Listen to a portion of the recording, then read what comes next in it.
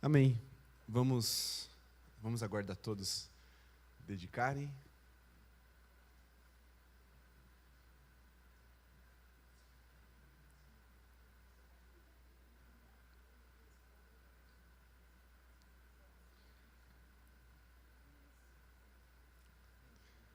Amém. Que cena linda, né? Imagina o coração do Senhor vendo isso, né?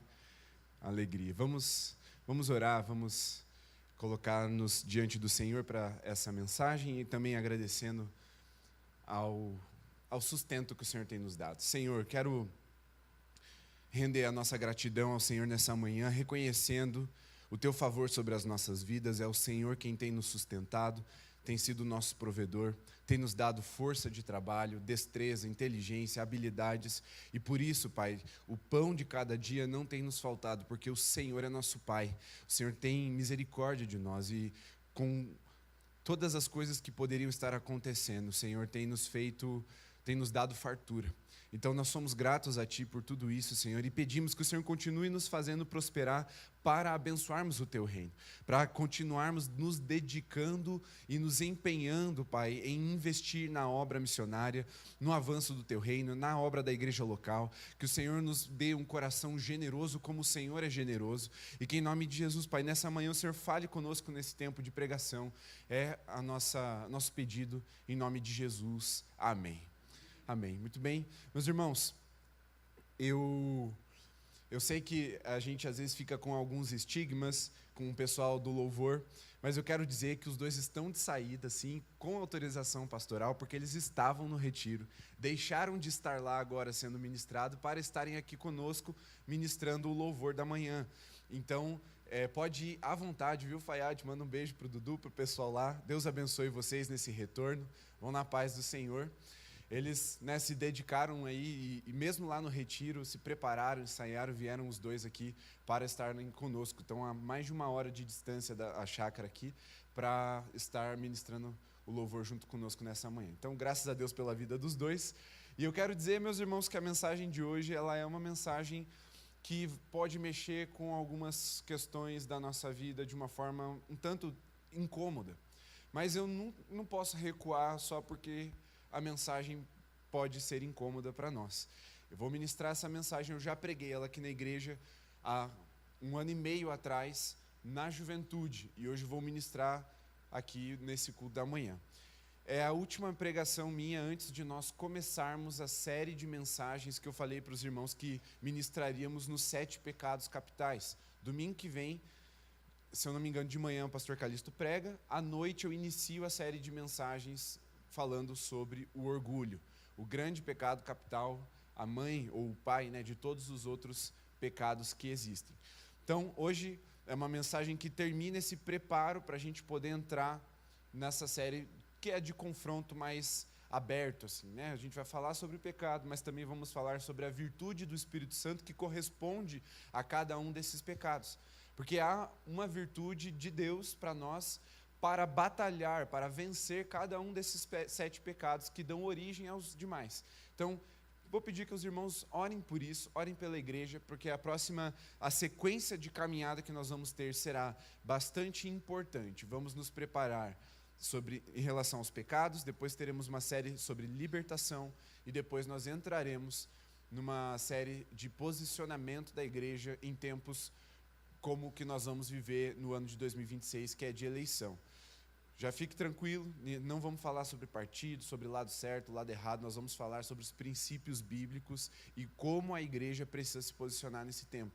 Só que como o assunto é delicado, a gente precisa se preparar antes. Estamos orando já há alguns meses sobre isso, estamos preparando algumas mensagens, eu tenho certeza que o Senhor vai falar conosco, vai nos edificar, vai nos preparar para essa fase. Certo, meus irmãos? Mensagem de hoje, o peso das aparências. Abra sua Bíblia, Evangelho segundo Mateus, no capítulo 21, no verso 18. Um texto bastante conhecido, não à toa. Ele faz parte aí da última semana de Jesus, então uma semana bastante delicada e cheia de significado. Nós vamos ler na versão NAA, essa mesma que está projetada para os irmãos, até o verso 22. Está escrito assim: cedo de manhã, ao voltar para a cidade, Jesus teve fome. E vendo uma figueira à beira do caminho, aproximou-se dela, mas não encontrou nada a não ser folhas. Então Jesus disse à figueira: nunca mais nasça fruto de você. E a figueira secou imediatamente. Quando os discípulos viram isso, ficaram admirados e disseram: como a figueira secou depressa. Ao que Jesus lhes disse: em verdade lhes digo, que se tiverem fé, não duvidarem, não somente farão o que foi feito à figueira, mas até mesmo se disserem a este monte: levante-se e jogue-se no mar, assim será feito. E tudo que pedirem em oração, crendo, vocês receberão. Amém? Nós já oramos, eu sei, mas agora eu queria orar especificamente pelo seu coração. Você pode colocar a mão no seu coração, fechar os olhos mais uma vez? Jesus, fala com a igreja nessa manhã. Traz a verdade que liberta, que nos edifica, que nos santifica, para o louvor do teu santo nome. E faz-nos, Senhor, livre desse peso que o Senhor não nos chamou para carregar. Em nome de Jesus. Amém, Senhor. Amém. Meus irmãos, queria que você prestasse bastante atenção nessa mensagem, porque isso pode te ajudar também a ministrar e a oferecer a pessoas que sofrem com o peso das aparências, através de uma palavra bíblica, através de uma direção de libertação para a vida delas. Eu tenho certeza que isso não é só munição para a sua própria vida, mas também, se você aprender, você pode aplicar e ajudar outras pessoas a serem ministradas e edificadas em nome de Jesus. Vamos ao contexto desse texto. Se você prestar atenção ali, voltar um pouquinho às suas páginas, você vai ver que Jesus havia chegado na cidade de Jerusalém. Jerusalém, capital de Israel. E ele chega de uma forma bastante icônica. Ele chega montado num jumentinho. E nesse jumentinho mesmo, ele é ovacionado pela população de Jerusalém, com um canto bastante peculiar. Eles gritam: Hosana, Hosana nas alturas. Isso é uma expressão de clamor, de socorro. Eis é o nosso Salvador, salva-nos, Senhor. Hosana, Ele é o nosso Salvador, Ele veio para nos salvar. E essa mesma população, uma semana depois, estaria gritando: crucifica-o. Tamanha a intensidade do ministério de Jesus nessa última semana. Mas ele chega na cidade, ele estava na cidade cumprindo a sua agenda final, já sabendo que ele tinha ido para lá para ser morto, para ser entregue na mão dos seus carrascos. Ele está ali terminando o seu ministério e ele sai da cidade, muito provavelmente para orar. Vocês perceberam que o texto começa cedo de manhã ao voltar para a cidade. Então ele estava na cidade, provavelmente de madrugada, como de costume, ele sai para orar, e aí amanhece e ele está voltando para a cidade. E nesse caminho de retorno, ele teve fome, e ele avista uma figueira. Essa figueira, ela tinha folhas, ela estava pomposa, mostrava-se ao longe que ela poderia entregar-lhe frutos, porque, como é característico dessa planta, ao passo em que ela dá folhas, ela também dá frutos. Tem árvores que funcionam dessa forma, e a figueira é assim. Ele se aproxima e, ao analisar a árvore de perto, ele não encontra os frutos que estavam prenunciados pela folhagem daquela árvore. Então ele a amaldiçoa e ela seca depressa. Os discípulos ficam impressionados aqui. Esse texto ele tem alguns significados, eu vou contar cada um deles para vocês, mas eles ficam muito impressionados, mais uma vez, com o poder de Jesus. Olha como essa árvore secou depressa. Não é uma coisa assim: então você vai secar daqui 20 anos. Não, Jesus falou seque, o texto diz que a árvore secou imediatamente. Há uma pequena divergência entre o texto de Mateus e o texto de Marcos.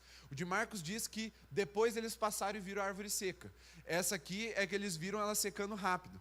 A gente pode fazer uma média, de qualquer forma foi rápido, porque não durou mais de um dia até que a árvore estivesse seca. E aí Jesus, ele aplica essa situação, trazendo uma palavra de fé no que diz respeito a orar em nome de Jesus, a orar alinhado com a vontade de Deus. Ele diz: em verdade lhes digo, que se tiverem fé, olha só a importância da fé daqueles que oram, e não duvidarem, não somente farão o que foi feito à figueira, mas até mesmo se disserem a esse monte, levante-se e jogue-se no mar, assim acontecerá. Ele está estimulando, ele está aplicando essa situação para os discípulos, dizendo que eles também, com fé, poderiam realizar coisas semelhantes. Irmão, eu quero fazer uma pergunta muito objetiva. Quem aqui já mandou uma árvore secar e ela secou? Levanta a mão, por favor. Eu não vou levantar porque eu nunca fiz isso. Ninguém aqui, certo? Mas não é porque a gente duvida ou porque a gente não tem fé. Mas até isso pode acontecer. Talvez exista alguma história, alguma experiência de que tenha acontecido algo semelhante. Mas nós vamos entender por que essa figueira secou e o que isso significa de forma profética também. Mas antes, esse texto ele é sobre fé. Olhar para uma planta e não duvidar e dizer para ela secar e ela secar é um ato sobrenatural. É algo que evidencia o poder de Deus. Eu também nunca tive essa experiência de olhar para uma planta, mandar secar e secar. O mais próximo disso foi a minha esposa Camila, antes da gente casar. Ela morava num apartamento com o irmão dela, o José, e aqui em Curitiba, lá no Ecoville. E aí ela ganhou uma planta, daquelas que fica dentro de casa. Sabe aquelas plantas que você põe normalmente do lado do rack da televisão? Que precisa de um copo de água por semana para sobreviver? Então, um dia eu cheguei lá e a planta tinha morrido de sede. E aí eu falei, meu Deus, vocês conseguiram matar uma planta que só precisa de um copo de água por semana. O mais próximo que eu vivi foi isso. Enfim, é um ato sobrenatural, é uma revelação do poder de Jesus para os discípulos. Só que também é Jesus apontando que ele deixaria uma autoridade, ele deixou uma autoridade para os discípulos orarem com fé. E ele sobe a aposta. Vocês acham que olhar para uma árvore e mandar secar e secar é muito? Eu digo que até mesmo, e aqui Jesus ele vai lá no mais alto das impossibilidades, ele diz, se esse monte, e você mandar ele se jogar no mar, ele vai fazer isso, ele vai obedecer se você tiver fé e não duvidar. E é claro que a gente também não teve essa experiência literal, mas eu quero já começar aplicando essa lição de fé que o texto traz para nós. Meus irmãos, aqueles que com fé, sem duvidar, oram ao Senhor, têm autoridade para dar ordens aos impossíveis da vida, para que eles se retirem do nosso caminho. Essa é a primeira lição que esse texto traz, é a mais óbvia de todas, porque o próprio Jesus está aplicando. Mas hoje a mensagem não é sobre fé. Então eu vou, agora, explicada essa, eu vou para a segunda lição que esse texto traz, que também é um pouco mais óbvia, não tão óbvia quanto essa primeira, mas ainda é possível de interpretar aqui de uma forma mais fácil. Se você conhece os elementos bíblicos que fazem referência a Jerusalém, ao povo de Deus, você sabe, ou se não sabe agora, você vai aprender, que a figueira, ela é um símbolo do povo de Israel, mais especificamente da cidade de Jerusalém. E ela estava à porta dessa cidade. E Jesus havia chegado nessa cidade. E quando ele chega nessa cidade, haviam ramos sendo jogados no seu caminho para honrá-lo. Havia toda uma pompa, toda uma carreata e um coral recebendo Jesus com cânticos. Da mesma forma, a cidade que é representada pela figueira, estava lá toda pomposa, com seus muros. Uma cidade religiosa, com um templo, com um sacerdócio sendo ministrado, com os fariseus ali guardando a lei e os rituais. Uma cidade que tinha todo um ar de que estava pronta para oferecer frutos, mas quando Jesus se aproxima, não passava de imagem, não passava de uma superficialidade. E aí, quando Jesus amaldiçoa essa figueira que tinha uma aparência de pomposa, de reluzente, de pronta, mas quando chega perto ele não encontra o fruto, ele amaldiçoa essa árvore seca. E isso vem a acontecer no futuro. Então, alguns autores vão interpretar que essa figueira foi um anúncio, um prenúncio profético de Cristo de que a cidade haveria de ser destruída, como ela foi. No ano 70, aproximadamente aí uns 40 anos depois de que essa árvore seca, vem o Império Romano e destrói a cidade de Jerusalém. Ela seca, o templo é destruído, os muros são destruídos, a desolação da cidade. E essa é uma segunda interpretação. Você precisa de um pouco mais de elementos bíblicos para interpretar, mas ela também é um pouco mais evidente. Mas eu quero aplicar esse texto numa terceira vertente, num terceiro viés aqui para nós. De que, assim como Jesus se aproximou de Jerusalém e se aproximou dessa figueira procurando frutos, ele também voltará para procurar esses frutos em nós. E ele vai querer encontrar esses frutos para além das nossas aparências. E aqui é onde a gente vai aplicar a mensagem dessa manhã. Meus irmãos, nós vivemos em um tempo muito propício a vivermos de aparência. Alguns sociólogos chamam de era do marketing digital, aonde você não precisa ser, contanto que você consiga vender uma imagem, passar uma imagem, transmitir alguma coisa que agregue valor a si mesmo, ao seu trabalho, à sua pessoa. E isso fica muito escancarado, muito evidente quando nós olhamos, por exemplo, para as redes sociais. Eu sei que aqui eu estou falando para uma geração um pouquinho mais velha, então nem todo mundo é tão apegado assim às redes sociais, mas eu acredito que todo mundo tem acesso, consuma o conteúdo que está ali colocado de alguma forma, seja no YouTube, seja no Instagram, seja em qualquer outra rede social. Mas a nossa sociedade funciona da mesma forma. Como eu disse, as redes sociais são apenas um extrato evidente daquilo que acontece na realidade. As pessoas tendem a viver de aparência. E na igreja não é diferente. Antigamente, volta aí, 30, 40 anos, você que já tem essa idade. Qual era o estereótipo do crente 40 anos atrás? Vamos para o homem primeiro. Terno e gravata. Você viu um menino de 20 anos andando de terno e gravata na rua domingo? É crente, olha lá o crente. Normalmente ele andaria com a Bíblia onde? Embaixo do braço, ó. A Bíblia da capa preta embaixo do braço, estereótipo.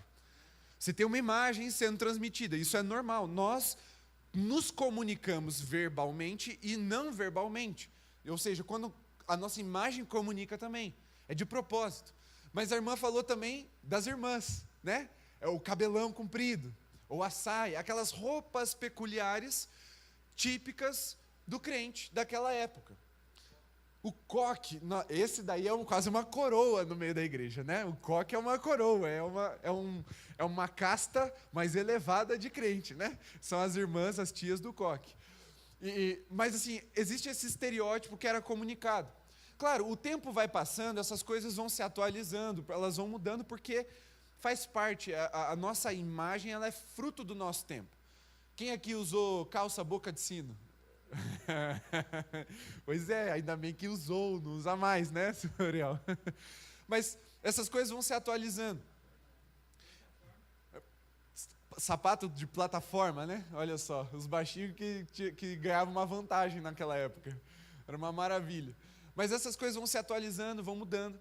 E aí hoje a gente tem também o estereótipo do crente moderno. É a camiseta com os escritos. Antigamente não existia muito camiseta com os escritos assim legais. Hoje tem várias marcas e marcas de camisetas, de roupas cristãs. Você está aqui com os versículos estampados no peito e são estilosas as camisetas, tem uns desenhos, umas artes. Eu tinha várias, cresci um pouquinho e perdi todas, mas elas têm umas artes bonitas e tudo. E aí você olha e você fala, é um crente.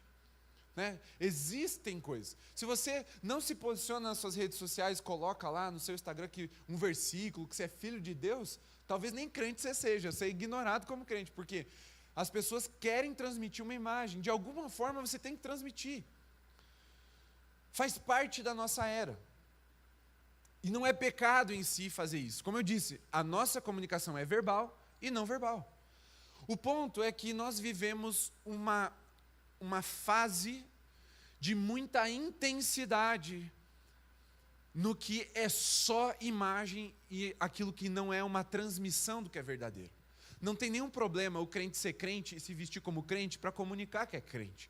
O problema está em a pessoa não ser crente, mas se vestir como crente e comunicar que é um crente, mas não tem relacionamento com Jesus.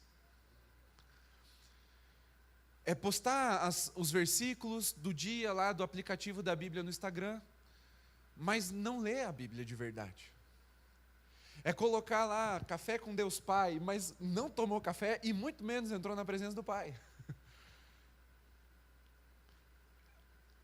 É você colocar uma camiseta dizendo, eu sou de Jesus, mas você não devolve o troco errado a mais que recebeu, você xinga no trânsito, você distrata as pessoas, não adianta.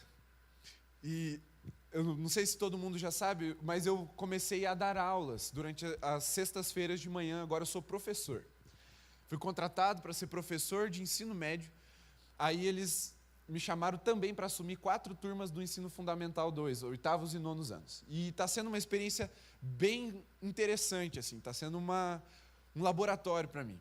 Eu já lidei com adolescentes por muitos anos, jovens também, mas confesso que estar em sala de aula é uma experiência totalmente diferente. Eu estou dando aula numa escola cristã, ela é confessional. Eu fui chamado para ser professor de projeto de vida, mas eles falaram assim, a ênfase é vida com Deus. Então a gente precisa de um pastor. E aí eu falei, então tá bom, aí eu consigo, desse jeito eu consigo. E aí estamos lá. E foi muito curioso, essa sexta-feira, 2 dias atrás, tive uma experiência em sala de aula. Tem uma turma que tem uma aluna especial, e aí ela tem uma tutora que acompanha ela durante todas as aulas. Essa aluna especial não tinha ido, essa tutora estava lá, e uma das alunas da turma, e me parece que é uma das melhores alunas da turma, uma das mais crentes, aquela de família bem crente e tudo, ela desgostou de alguma situação ali que eu perdi o fio da meada, não peguei o que estava acontecendo, que eles estavam fazendo trabalhos em grupo ali, e ela deu uma resposta atravessada para essa tutora, assim, bem mal educada. E aí a tutora falou assim, ei, não adianta nada você ser líder de célula, dizer que é crente, mas se aqui na escola o seu comportamento não é condizente, porque lá eles têm essa prerrogativa. Ela sabe todo mundo sabe que eles são crentes, então ela deu essa atravessada. Eu vi a menina desmontou de raiva. Aí ela falou assim, tanto faz, o problema é meu. E aí aquilo ilustra muito bem. Não adianta você estar numa escola cristã, ter uma camiseta de evangélico, dizer que é líder de célula, dizer que é filho de Deus, se no dia a dia, se nos pequenos detalhes, esse fruto do Espírito não for encontrado em nós. Porque, gente, eu sei que eu comecei dizendo assim, quando Jesus voltar, e eu creio totalmente nisso, quando ele voltar, ele vai procurar fruto em nós. E ou ele vai nos amaldiçoar, ou ele vai nos trazer para perto, dependendo do que ele encontrar. É o que a Bíblia diz. A questão é que isso não acontece só no grande e terrível dia do Senhor, isso acontece todo dia, quando uma pessoa se aproxima de nós com fome e sede de ter algo de Deus a ser ministrado na vida dela, e não encontra fruto, só encontra aparência. Porque a Bíblia diz, Jesus falou para os discípulos, quando eu tive fome, vocês me deram de comer, quando eu tive sede, vocês me deram de beber, quando eu não tinha onde dormir, vocês me deram abrigo. E aí os discípulos perguntam, quando, Jesus, que a gente fez isso para o Senhor? E ele vai dizer, toda vez que alguém com fome chegar para vocês e pedir o que comer, vocês deram. Quando alguém com sede chegou, pediu de beber, vocês deram de beber. Vocês abrigaram o desabrigado. Quando vocês fazem para os pequeninos, vocês estão fazendo para mim. Meu irmão, toda vez que uma pessoa se aproxima de nós com expectativa de encontrar algo de Deus e não encontra, nós estamos sonegando o fruto do Espírito para essas pessoas. Viver de aparências não vai só trazer uma secura, uma sequidão para a nossa alma. Porque é isso que acontece. E eu já vou falar mais sobre isso. Mas viver de aparência também vai frustrando as pessoas ao nosso redor. Sabe qual é o tipo de pessoa mais difícil de converter no mundo? Não é o muçulmano, não é o hindu, não é o ateu das práticas orientais. A pessoa mais difícil de converter, de levar Jesus no mundo, é aquela que se frustrou com a fé de um dos seus familiares.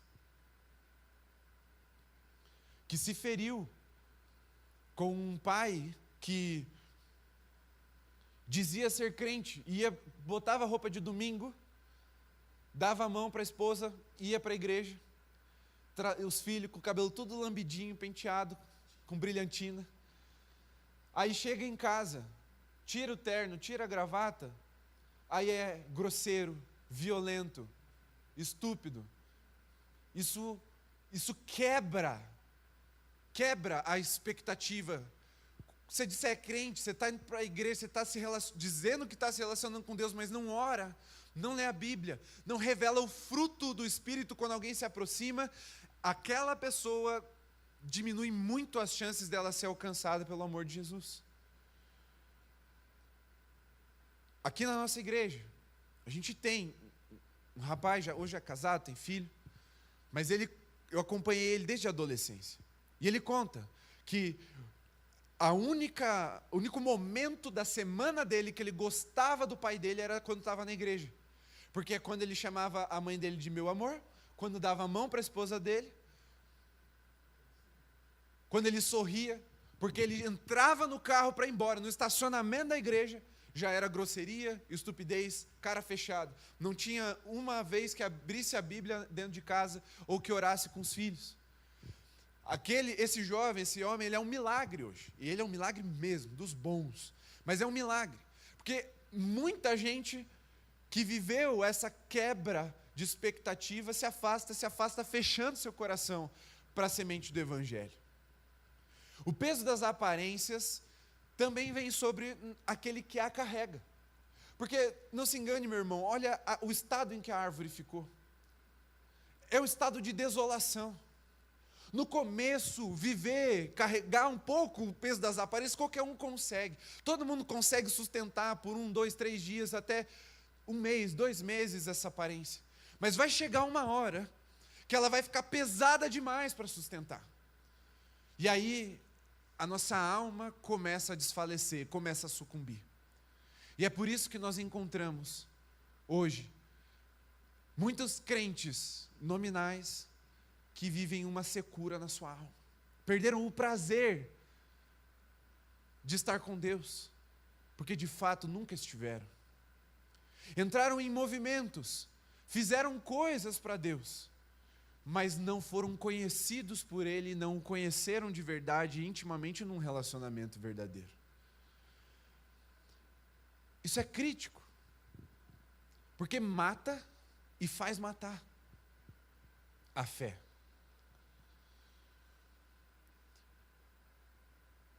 Nós vemos como é difícil encontrar pessoas com essa facilidade, principalmente na nova geração que está vindo aí. Essa facilidade de conexões reais, conexões verdadeiras. Aí a pergunta que a gente precisa se fazer é: por que nós vivemos de aparência, se ela é tão ruim, se ela é tão pesada, se isso faz tão mal para nós e para os outros? É porque é uma forma de nos protegermos. Protegermos a nossa vulnerabilidade, escondermos a nossa feiura. A etimologia da palavra sincero, ela é muito aplicável para nós aqui. Sincero é literalmente sem cera. Por quê? O que é o sem cera? Quando um vaso ele era feito pelo oleiro, ele é feito de barro, que se transforma num tipo de cerâmica ali, mas é um barro. E quando você termina o trabalho da olaria ali, se você passar a mão, você vai sentir ranhuras, imperfeições. Você vai sentir ele com uma certa aspereza. Você vai passar a mão, você ouve um barulhinho. É normal isso. Mas ele continua o processo de ser adornado, e aí vem a cera. E a cera, que vira cerâmica, ela vem e deixa tudo lisinho e brilhante. Ela esconde as ranhuras, ela esconde as imperfeições, ao toque e ao olhar. Então, sincero é sem cera, é você revelar como que você é de verdade, com as suas imperfeições. O oposto de ser sincero é você viver de aparência. É você construir uma estética, um exterior que protege você e as suas feiuras de serem expostas. E é por isso que a gente vive de aparência. É porque a gente tem medo de se relacionar de verdade. E isso é fruto do pecado, meus irmãos, não se engane, não é um traço psicológico. Não é uma situação consequente de um trauma. Tudo isso também corrobora. Mas a gente precisa ser bem bíblico agora. Pecaram e viram que estavam nus. Está na nossa essência pecadora. O pecado nos faz ter medo da exposição. E viram que estavam nus. E coseram para si folhas de figueira. A primeira roupa foi para esconder a consciência das suas imperfeições. E foi feito com folha de figueira. Nós estamos nesse ponto, entre estarmos refém da consequência do pecado e sermos livres em Cristo Jesus. Ele tem nos chamado para esse lugar de sinceridade. Mas a verdade, meus irmãos, é que quando pecaram e viram que estavam nus, não se esconderam só um do outro. Se esconderam de Deus também.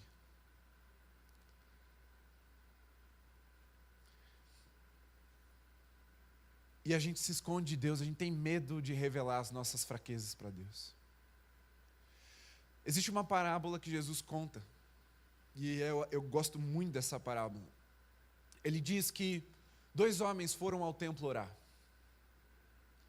Um foi lá na frente, ergueu as mãos e orou com uma destreza farisaica.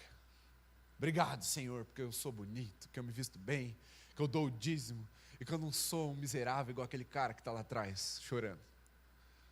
Eu estou parafraseando. Aí tem o segundo homem, um publicano, que é o pior tipo de pecador. E aí ele está lá atrás, batendo no peito, chorando, falando, tem misericórdia de mim porque eu sou pecador. E aí Jesus fala que este, não aquele, ou seja, o publicano, não o fariseu, foi embora justificado. Mas o fariseu não foi nem ouvido. Jesus sabe desse nosso medo. Ele sabe que a gente esconde as nossas feiuras com a religiosidade. Ele sabe que a gente esconde o nosso pecado com orações bonitas. Ele sabe que a gente esconde as nossas imperfeições com elementos estéticos e visuais, para que as pessoas não vejam, mas às vezes a gente acha que engana Deus. Que quando Jesus se aproxima e ele vê as folhas, ele fala, não, se tem folha deve ter fruto. Não dá. Não tem como a gente enganar Deus. Mas a gente prefere acreditar que tem. E aí a gente se rende a esse comportamento que faz parte do algoritmo da nossa época. E a gente repete o comportamento com Deus. E aí eu estou numa vida miserável. Eu estou afundado no pecado. Eu estou cativo nas garras de Satanás. Mas eu chego na igreja, pompa, queixo lá em cima, canto, né, bonito. E aí eu vou orar e eu falo, ó Pai, Criador dos céus, da terra, de todo o universo e tudo que nele há.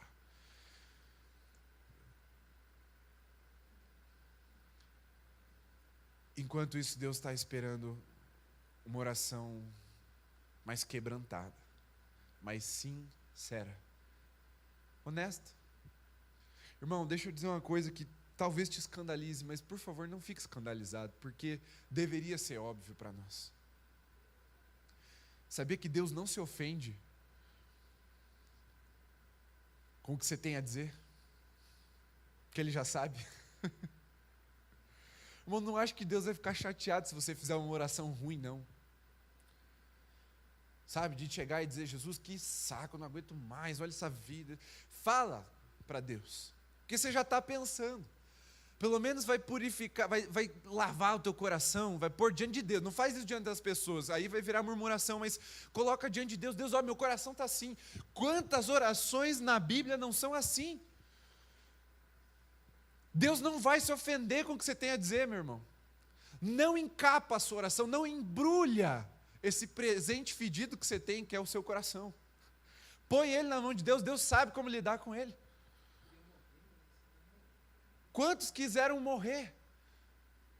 Tem uma lista. Uma lista. Elias é o mais clássico, né? Mas tem Jonas, Asaf, tem Moisés. Quantos pediram para si a morte?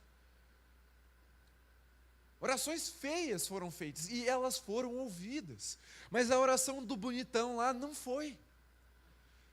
Porque a gente acha que embrulhar alguma coisa fedida vai enganar, Deus vai passar. Passou no meio das orações aqui dos irmãos, esses são todos santos, só eu que sou pecador. Vou me esconder, vou fingir que eu também sou santo, que eu não sou pecador, e aí a minha oração vai no meio, assim, sabe quando você põe Quem aqui já teve essa experiência? Na hora de entregar trabalho, o seu trabalho era tão feio que você ficou com vergonha de entregar para a professora. Aí você pega o trabalho bonito de um amigo aqui, o trabalho bonito do amigo aqui, põe o seu no meio, sanduíche e entrega junto. Quem já fez isso? Eu já fiz. Na época a gente não tinha muitas normas da EBNT e aí a gente imprimia, aliás, tinha gente que tinha computador e imprimia a capa do trabalho, aquelas fontes todas bonitas do Word, bonitas. Hoje a gente acha ridículo, mas na época era bonito, tudo bonitinho. E eu fui escrever o título da capa do trabalho assim, comecei grande, quando eu fui ver que não estava dando, eu fui diminuindo, terminou desse tamanho assim. Aí eu falei, vou botar no meio do trabalho dos meus amigos aqui para passar. Irmão, na oração não funciona assim.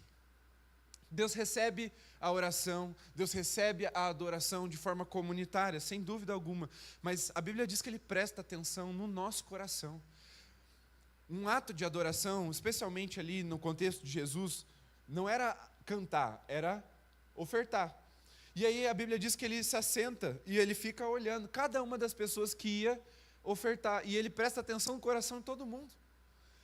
Não pense que é diferente, Ele está fazendo isso conosco a cada culto que nós oferecemos a Ele, a cada dia que nós nos colocamos diante dEle.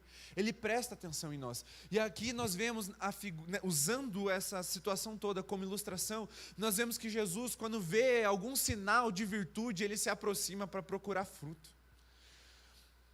Ele se aproxima e Ele vai querer encontrar. Agora, se Jesus não encontra fruto em nós, se as pessoas ao se aproximarem não encontram fruto em nós, a nossa alma está fadada à secura. E é por isso que a gente encontra tanto crente seco,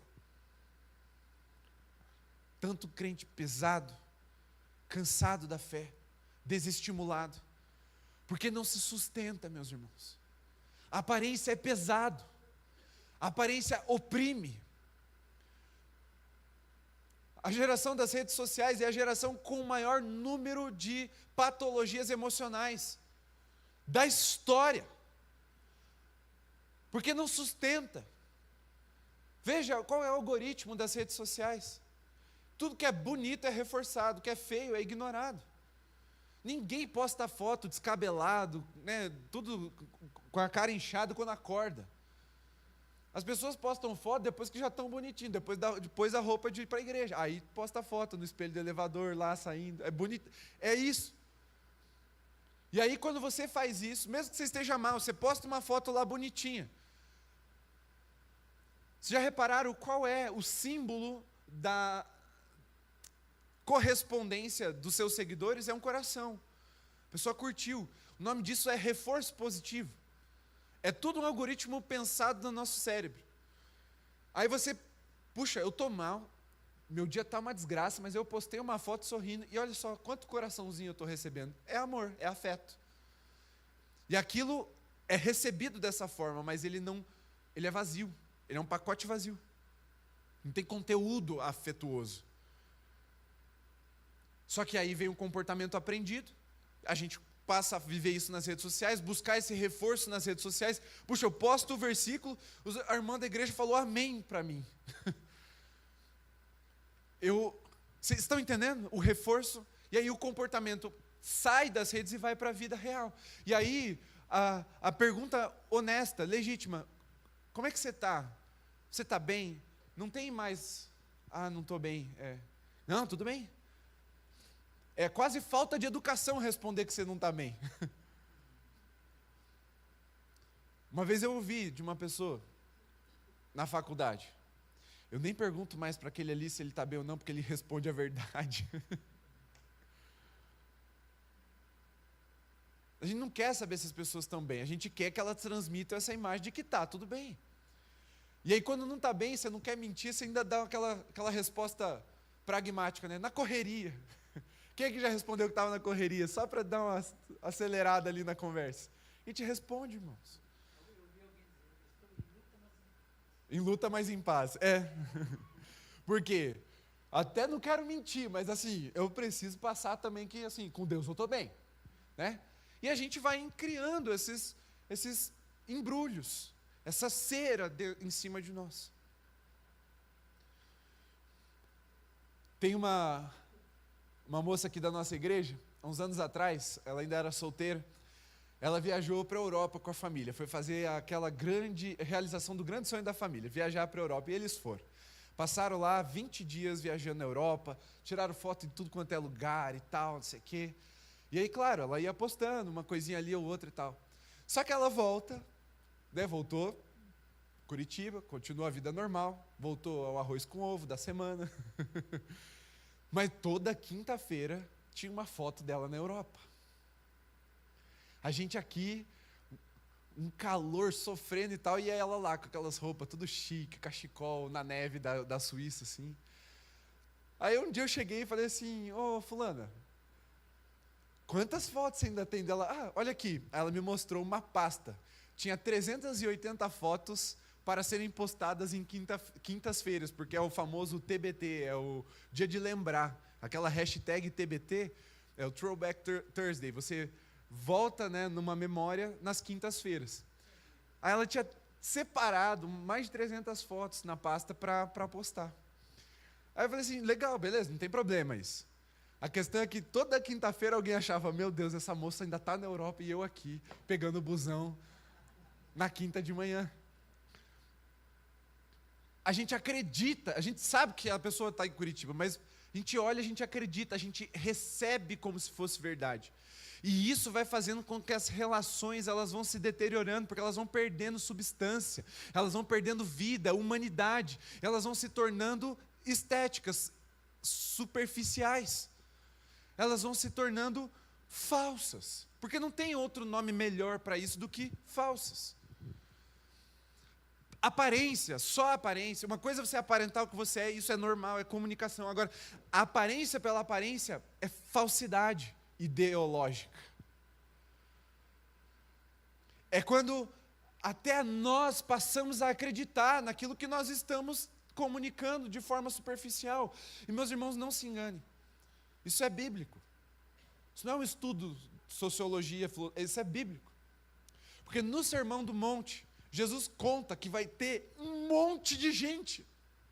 Ele não fala uma pequena parte, ele não fala alguns, ele não fala assim, um bom número, ele fala muitos dirão naquele dia. Senhor, mas foi no teu nome. Eu fico imaginando essa situação. Senhor, no teu nome nós profetizamos e as coisas aconteceram. Não, pera, tem mais. A gente orou pelos enfermos e eles foram curados, Senhor. E aí, não mais, Senhor, a gente pregou e as pessoas se converteram. E aí, Jesus vai dizer, sai de perto de mim, seu safado. Vocês praticam iniquidade, eu não conheço vocês. Aqueles homens desse relato, mulheres, essas pessoas do último dia, que Jesus está trazendo no Sermão do Monte, elas são o exemplo, a ilustração dos crentes que acreditam na própria mentira. Que ficam tão encantados com o que vem no espelho, aquilo que estão projetando para fora, mas não vivem dentro, que passaram a acreditar nessa mentira. Não só acreditaram que Deus acreditou, que as pessoas acreditaram, mas elas também acreditaram. Esse é um mentiroso por excelência, ele é tão bom que até ele acredita na própria mentira.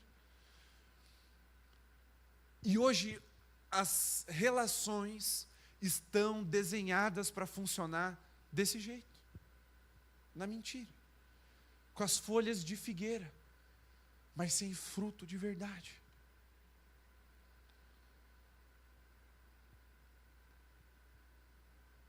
É por isso que a gente vê tanta gente cansada na igreja. Tem um filósofo da atualidade, ele ainda é vivo, chama Byung-Chul Han. Ele é sul-coreano. E ele escreveu um livro chamado Sociedade do Cansaço. A tese dele é muito boa, o livro é difícil de ler. Pensa, é escrito em alemão, porque ele é professor numa universidade da Alemanha. É escrito em alemão e traduzido para o português. Eu nunca vi um livro que é do alemão para o português fácil de ler. Tem uns muito bons, mas nunca é fácil, né, pastor? O discipulado do Bonhoeffer é excelente, mas é difícil. Mas ele escreve esse livro, Sociedade do Cansaço, não deve ter mais de 80 páginas. E a tese dele, para ser bem simplista, a sociedade está cansada porque é uma sociedade de aparências. É uma sociedade que se esforça demais para aparecer, ou para parecer, sem ser. E aí, vocês devem estar pensando, e agora, pastor, o que a gente faz? Se veste de pano de saco? Joga cinza na cabeça? Não. Irmão, você pode continuar bonitinho, terno e gravata, com a Bíblia embaixo do braço. Você pode continuar com a camiseta Jesus salva, Jesus transforma, né, que é do amarela das missões. Você pode continuar postando um versículo bíblico no seu Instagram todo dia. Você pode dizer lá, eu e minha casa serviremos ao Senhor e alegrei-me quando me disseram, vamos à casa do Senhor. Você pode todas essas coisas, eu diria até que você deve. Mas faça isso de verdade. Quando você postar que está orando, sabe o que você tem que fazer? Orar. Orar. E você deve orar mais do que você posta que ora, tá? Porque Jesus também chama a gente para o quarto secreto. Eu não vou entrar nesse ponto, mas fica aqui a orientação. Mateus 6, depois leia lá. Mas ore. E aí vai estar tudo bem se você vir para a igreja e levantar uma oração robuscada, bonita, porque é elegante, é gostoso de ouvir, comunica bem.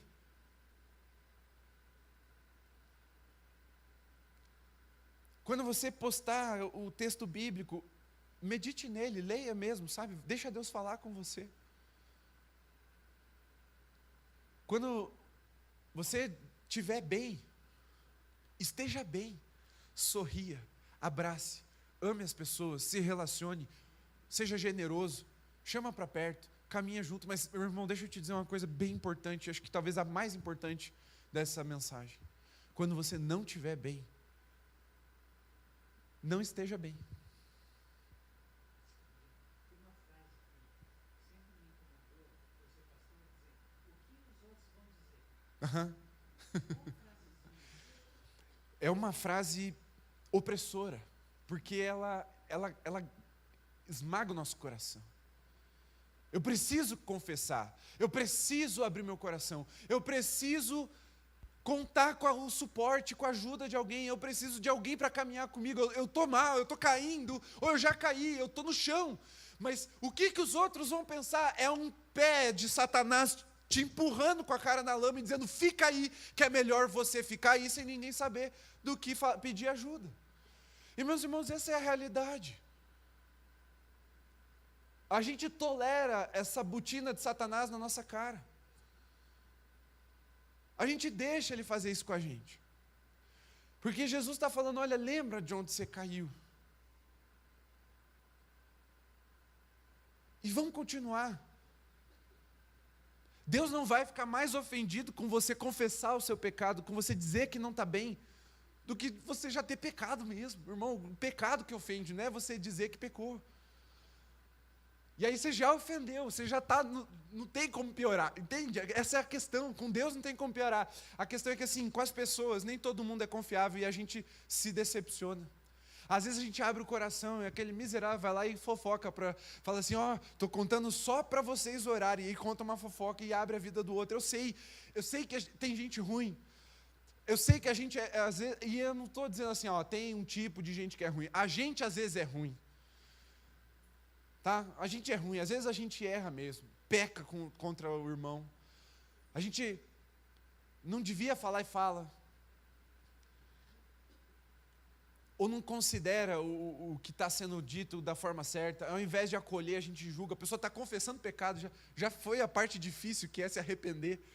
E ainda a gente ainda quer massacrar mais. Eu sei que a gente tem essa dureza de coração. Mas, meu irmão, o único lugar da terra que tem graça abundante para tocar o coração dos pecadores, para eles serem diferentes, é na igreja. Talvez você encontre alguém no processo que vai errar com você, como você já errou com outras pessoas. Mas você precisa aprender a viver sem cera, a rasgar as folhas. Porque, e a gente vai concluir agora, existe o tempo certo de folhas? Existe. Eu não sei você, pastor, talvez com certeza, eu diria com uma certa certeza, que você já passou por isso. Por estações no seu ministério, que parecia que estava tudo indo de vento em popa. Assim, o Espírito sopra, a vela está bem aberta, o ministério vai. Assim, é tempo de frutificar, de mostrar que está bem mesmo, porque está bem, porque Deus está abençoando, porque Deus está dando graça. Mas existem tempos, momentos da nossa vida, do nosso ministério, que parece que não bate um ventinho. E para andar 20 léguas, a gente tem que remar até cair os dedos. Já? Irmãos, isso não é só para o ministério, isso é para a vida. Isso é para a vida. Jesus chegou lá e falou assim, você tem folha, então você tem que ter fruto. Mas e se a figueira não tivesse folha?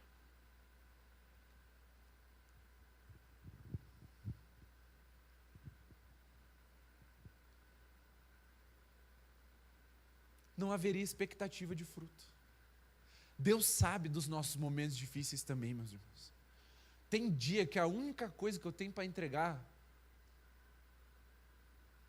é um galho seco. E Deus sabe disso. Mas Ele não vai exigir de você e cobrar de você um fruto, porque Ele sabe que não é a estação. Ele sabe que talvez você esteja vivendo um momento que o Espírito esteja trabalhando a sua raiz, não o seu fruto. Ele esteja tratando as suas raízes de amargura, de pecado, seja ele qual for. E aí não tem que dar fruto mesmo. Primeira raiz, porque senão até o fruto vai ser ruim. Deus sabe das nossas estações. O problema não é a gente não estar bem. O problema não é a gente estar frágil, vulnerável, fraco, seco. O problema é a gente aparentar que está bem e não estar. E não ter frutos para entregar. Porque toda vez, meu irmão, preste atenção, que aí essa lição eu tiro desse texto. Toda vez que Jesus se aproxima de alguém tentando mostrar que é crente, ele precisa encontrar um crente de verdade. João 4, Jesus explicando sobre a adoração para a mulher samaritana. O dia vai chegar e de fato já chegou. Vocês não vão adorar nem no monte lá, nem no monte aqui. Mas adorarão ao Pai em espírito e em verdade. Porque são esses que o Pai procura. Deus não é um rei cego assentado num trono, olhando de longe os seus súditos adorando. Ele vem no nosso coração. Ele procura. Há uma ação ativa de Deus, não só a passiva de receber a adoração, mas há uma ação ativa de procurar identidade, fruto no nosso coração. Fruto não é resultado, fruto é a identidade de quem nós somos. Não está procurando resultado, ele está procurando quem nós somos de verdade. E ele é ativo em procurar. O Pai procura adoradores que o adoram em espírito e em verdade. A cera é nossa inimiga. Os adornos são nossos inimigos quando eles não comunicam a verdade. É melhor uma feiura honesta do que uma beleza exterior.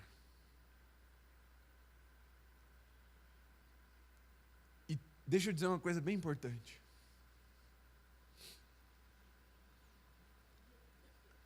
A minha experiência como pastor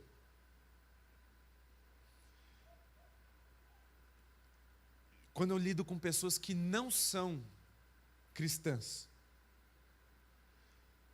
e revelo a minha fraqueza, revelo a minha limitação, mostro a minha vulnerabilidade, elas ficam tão impactadas que elas tendem a ser mais misericordiosas do que os irmãos na fé. Porque o que eu já ouvi muito é, mas você é pastor? Eu falo, eu pessoa primeiro, né? Mas eu. Mas quando a minha experiência de sair da faculdade de engenharia mecânica, estava no terceiro ano, depois, outro dia eu conto melhor, já contei algumas vezes, mas saí do terceiro ano de engenharia, uma faculdade que eu gostava, federal, indo bem, estava começando aquela parte de tratamentos térmicos, Cauã sabe, é muito legal de mexer. Eu estava encantado com essa área, eu falei, eu vou para essa área, é o que eu mais gosto. Aí Deus fala, não, pode sair. Eu tinha um grupo de 7, éramos em 7 amigos na minha turma. 2, além de mim, então éramos em 3 crentes e 4 não crentes. Não, contrário, 4 crentes e 3 não crentes. E desses não crentes, todos ateus. E a gente vivia uma relação muito boa, muito respeitosa, porque a gente era todos nerds da sala. Quer dizer, eles eram, eu me aproximei muito por interesse também, mas fiquei amigo de verdade. Mas eles, quando eu falei que eu ia trancar a faculdade para ir para o ministério, os crentes não me apoiaram. Falaram, cara, você está maluco, não faz isso. Termina primeiro. Os ateus falaram, cara, é o que está no seu coração? Deus falou com você, então vai. Porque o que eu estava falando para eles? Que eu estava com medo. Eu sabia o que eu tinha que fazer. Mas não é fácil abrir mão assim. A gente considera o que a gente está deixando para trás. Então, abrir a verdade, até nós que somos crentes, para os não crentes, pode ser mais conectivo do que você querer pintar uma de santão. Falava-se santarrão, né?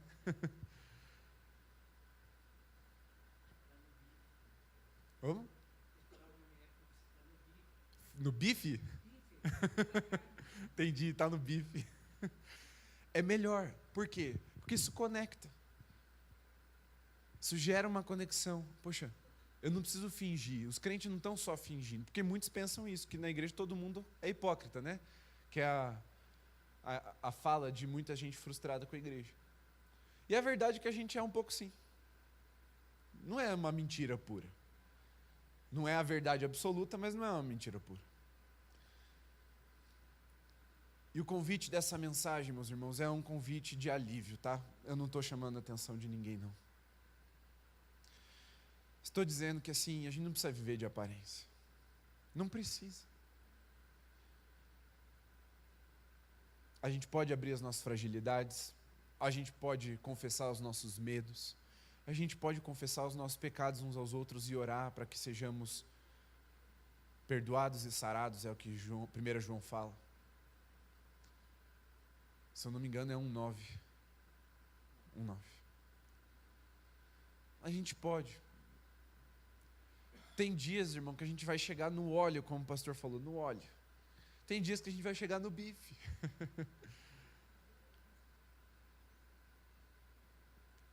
Tem dias que a gente vai ser espiritual, tem dias que a gente vai ser carnal. A luta é em não desistir de Jesus, e porque Ele não desistiu de nós. Mas se a gente começar a se embrulhar demais, Satanás pode ter uma vitória na nossa vida e nos manter cativo debaixo do peso das aparências. Não se engane, isso não é secular, isso é espiritual. Quem é o ilusionista das aparências? Quem é que quis ser sem ser? Quem é que se revela como, mas não é? Esse é Satanás, o inimigo das nossas almas, a antiga serpente, o enganador. Não é culpa do Mark Zuckerberg que projetou as redes sociais, não, meu irmão. Isso é o algoritmo da vida nesse mundo que jaz no maligno. A igreja precisa ser a antítese disso. A casa do Pai tem lugar para gente ruim, mas honesta, que quer viver a transformação, que quer viver a libertação, que quer viver uma mudança de vida. Ele transforma. A gente não precisa nem se conformar com esse pecado, não. A gente só precisa ser honesto que ele está ali. Mas não precisa nem se conformar, porque a Bíblia diz que Ele é fiel para terminar a boa obra que Ele começou nas nossas vidas. Ele vai nos transformar. Aquele que era triste, carrancudo, amargurado, há um fruto do Espírito para se manifestar na sua vida. A alegria é fruto do Espírito. É constituição do reino. A Bíblia diz que o reino de Deus consiste em justiça e alegria. Para aquele que é iracundo, bravo, chato, existe um fruto do Espírito para se manifestar na sua vida, é a longanimidade, é a mansidão, o domínio próprio. Essas coisas que Jesus vai vir procurar em nós. Graças a Deus, porque aí depende da ação do Espírito nas nossas vidas, do quanto nós nos deixamos encher do Espírito. E não do como eu sou bom, ou como eu canto bem, ou como eu prego bem, ou quanto eu consigo ofertar e dizimar na casa do Senhor. Irmão, essas coisas são todas, elas só valem de alguma coisa, se elas são uma expressão de algo que já aconteceu dentro de nós. Porque não adianta o Fayad e o Dudu cantarem bonitinho, que nem eles cantam, se no coração deles Deus não encontrar um fruto do verdadeiro adorador. Agora, se ele encontra, que bom que eles cantam bem. Aí eles estão no lugar certo. O que adianta a gente encher o envelope de recursos e botar ali e falar assim, pronto, agora eu estou em crédito com Deus. Irmão, crédito com Deus, irmão, não tem como. Se isso não for uma expressão de amor, com alegria, correspondência, reconhecendo, Senhor, eu sou grato. Porque se eu tenho recurso para te ofertar, é porque primeiro o Senhor me deu muito mais. Tudo isso é válido quando é uma expressão do que é verdadeiro, do que já foi gerado na nossa identidade. Mas tudo isso vai ser descartado e colocado no fogo, se for só de aparência. Porque 1 Pedro, me fugiu o capítulo, diz, acho que é 2, diz que todas as coisas vão ser colocadas no fogo. Só as preciosas vão permanecer. Aquilo que é palha, feno, madeira vai ser queimado, consumido. Mas aquilo que é eterno, que vale para Deus, é como o ouro, vai precipitar, vai reluzir, vai purificar ainda mais. Se nós, como vasos de barro, formos colocados no fogo, a cera vai derreter. Não vai ter o que a gente faça para tentar enganar Jesus. Ele vai ver a verdade. Ele já vê a verdade. É por isso que essa palavra não é uma repreensão, não é uma admoestação do pastor. Essa palavra é um encorajamento. Porque Deus já sabe, meus irmãos, e isso importa. O que os outros vão pensar. Ninguém controla. A verdade é que você pode passar tudo bonitinho, ainda vai ter alguém que vai pensar mal de você. Mas a gente não pode ficar refém do que os outros vão pensar. A gente é refém do que Deus sabe. Porque Ele é o justo juiz. Pode se colocar em pé?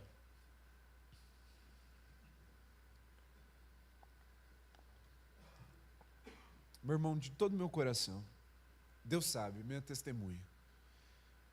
Quando eu prego esse tipo de mensagem que confronta, não tenho nenhum prazer em ver os irmãos sendo confrontados. Mas eu tenho prazer de ver o fruto desse confronto, que é arrependimento, conversão, transformação, mudança de vida. Eu tenho tentado ser o mais fiel possível à orientação do Espírito sobre cada mensagem que a gente tem trazido. E nessas, eu pergunto 2 vezes. Quando eu tenho que confrontar a igreja, irmão, eu não venho com alegria, não. Saiba, eu pergunto 2 vezes para Deus. 3 não, porque eu não sou tão petulante. Mas eu pergunto, Senhor, tem certeza? Essa? Não podia ser uma mais legal? Eu pergunto. Mas eu sei que pregar o que Deus quer que a igreja ouça gera vida e transformação. Então, eu peço perdão se você fica um pouco incomodado com isso. Não é meu objetivo te incomodar. Mas toda vez que há um confronto, é uma oportunidade bem especial de mudança de vida. Se você entendeu essa mensagem como uma mensagem para o seu coração, eu queria te desafiar, deixe seu lugar, vem aqui à frente, vamos orar juntos. Você quer, abrir mão das suas reservas de cera? Algumas coisas que se sabe que, já deu, Senhor, eu não quero mais fingir, não quero mais sustentar. Pode se ajoelhar para orar. E vá tendo seu tempo com Deus, fique à vontade aí. Eu já vou orar junto com todo mundo. Se você quer reconhecer que algo precisa ser deixado nos pés do Senhor nessa manhã, faça isso, nessa atitude de humildade, de reconhecer, Senhor, olha, está aqui a minha cera. Está aqui o que eu tenho escondido. Chega, Senhor. Não quero mais carregar o peso dessa aparência. Eu quero frutificar no tempo determinado pelo Senhor, pela ação do Teu Espírito, conforme Ele me enche. Mas eu não quero mais carregar folhas de figueira, porque não importa muito o que os outros vão pensar. Importa sim o que o Senhor sabe de mim. Senhor, nós estamos rendidos nessa manhã, com o nosso coração aberto. Tem misericórdia de nós, porque somos fracos, falhos e pecadores, Senhor, mas nós cremos na Tua misericórdia, cremos na Tua graça, que vem e nos socorre nesses momentos em que confessamos a nossa fraqueza e o nosso pecado, em que revelamos a verdadeira face do nosso coração. Senhor, como o salmista diz, nós repetimos nessa manhã: sonda-me, Senhor, e vê se há em mim algum caminho mau. Purifica as minhas veredas, Senhor.